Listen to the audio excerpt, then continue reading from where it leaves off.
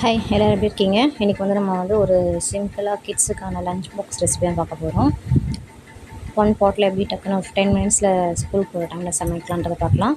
வாங்க வீடியோக்குள்ளே போகலாம். ஹாய் ஃப்ரெண்ட்ஸ், இன்றைக்கி வந்து நம்ம என்ன பார்க்க போகிறோம் அப்படின்னா, பருப்பு சாதம் எப்படி ஈஸியாக ஒரு ஸ்கூலுக்கு செஞ்சுட்டு போகிறதுக்கு பசங்களுக்கு வந்து ஷார்ட்டாக டக்குன்னு குயிக்காக 5 மினிட்ஸில் குக்கரில் எப்படி செய்கிறதுன்றதை நம்ம இப்போ பார்க்கலாம். இப்போ வந்து குக்கரில் ஒரு 2 ஸ்பூன் எண்ணெய் ஊற்றிருக்கேன். கொஞ்சம் கடுகு போட்டு பொரிஞ்சதுக்கப்புறமா கொஞ்சம் ஜீரகம், கொஞ்சம் வெந்தயம் ஆட் பண்ணிக்கணும். காஞ்ச மிளகாய், பச்சை மிளகாய் ஒன்று, கருவேப்பிலை, அப்புறம் வந்து வெங்காயம் ஆட் பண்ணுறோம். இது எல்லாமே நல்லா வதங்கினதுக்கப்புறமா அடுத்து ஆட் பண்ணலாம்.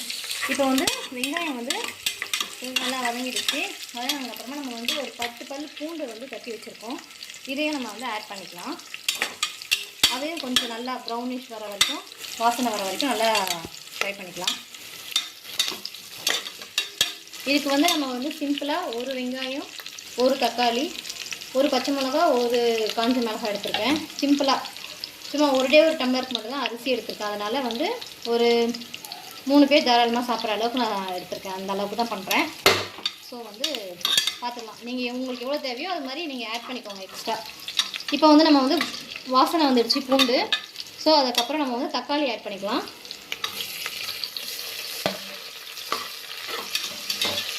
தக்காளி வந்து கொஞ்சம் வதங்கினதுக்கப்புறமா நம்ம வந்து இப்போ இதில் வந்து ஒரு சும்மா ஒரு 1/4 ஸ்பூன் வந்து மஞ்சள் போட்டுக்கலாம்.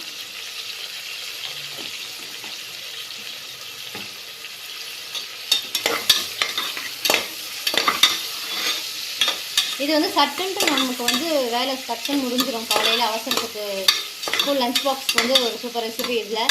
இதுக்கு வந்து நம்ம வந்து ஒரு பொட்டேட்டோ ஃப்ரை இல்லை ஒரு எக்கு கொடுத்துட்டோம் அப்படின்னா பசங்களுக்கு வந்து சூப்பரான லஞ்ச் வந்து ரெடி ஆகிடும். அவங்களுக்கும் ஃபில்லிங்காக இருக்கும். இதுக்கு வந்து நம்ம அப்பளம், ஊறுகாய் எதை வேணாலும் வச்சு ஃப்ரைட் ரைஸ் வந்து சாப்பிட்டுக்கலாம். ஸோ சூப்பராக இருக்கும். வேணால் ட்ரை பண்ணி பாருங்கள். ட்ரை பண்ணி பார்த்துட்டு எப்படி இருக்குன்றதை கமெண்ட் பண்ணுங்கள். இப்போது நம்ம வந்து சாம்பார் பொடி ஆட் பண்ணிக்கிறோம். சாம்பார் பொடி வெறும் காரத்துக்கு வந்து பசங்களுக்கு அப்படின்றதுனால வந்து கொஞ்சமாக மைல்டாக இருந்தாவே போதும். ஸோ நமக்கு சாம்பார் பொடி கரெக்டாக இருக்கும். நான் வந்து இந்த ஸ்பூனுக்கு ஒரு 2 ஸ்பூன் தான் ஆட் பண்ணுறேன். இப்போ வந்து இந்த 1 டம்ளர் அரிசி, சாதா புழுங்கல் அரிசி, அதுக்கு வந்து பாசிப்பருப்பு ஒரு கால் டம்ளர் எடுத்திருக்கேன். ஒரு 1/2 டம்ளர் வந்து துவரம்பருப்பு எடுத்திருக்கேன். ரேஷன் துவரம்பருப்பும் நான் மிக்ஸ் பண்ணி தான் எடுத்திருக்கேன். சாத துவரம்பருப்பும் ரேஷன் பருப்பும் நான் வந்து மிக்ஸ் பண்ணி தான் சமைப்பேன். ஸோ நம்ம இதுவே யூஸ் பண்ணிக்கலாம்.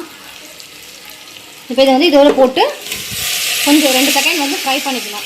அதுக்கப்புறமா நம்ம வந்து தண்ணியை வாட்டர் ஆட் பண்ணி விசில் போட்டுற வேண்டியது தான்.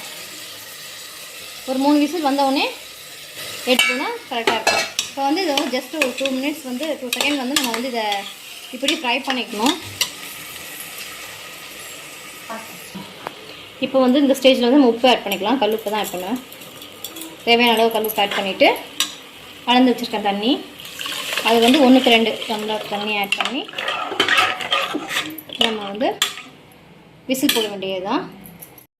அப்புறம் விசில் அடங்கினதுக்கப்புறமா குக்கர் ஓப்பன் பண்ணி பார்த்தோன்னா இந்த மாதிரி பொலன்னு சாப்பாடு வந்து ரெடி ஆகிடும். இதை வந்து நம்ம வந்து நான் வந்து இன்றைக்கி வந்து ஊறுகாவும் அப்பளம் அப்புறம் வந்து இந்த பட்டர் முறுக்கோட வந்து சர்வ் பண்ணியிருக்கேன். சிம்பிளான இன்றைக்கி டிஷ் தான். இதில் வந்து நீங்கள் என்ன வேணாலும் சைட் டிஷ் யூஸ் பண்ணிக்கலாம். தேங்க்ஸ் ஃபார் யூ வாட்சிங். தேங்க்யூ. பிடிச்சிருந்தால் சப்போர்ட் பண்ணுங்கள், லைக் பண்ணுங்கள், சப்ஸ்கிரைப் பண்ணுங்கள். தேங்க்யூ.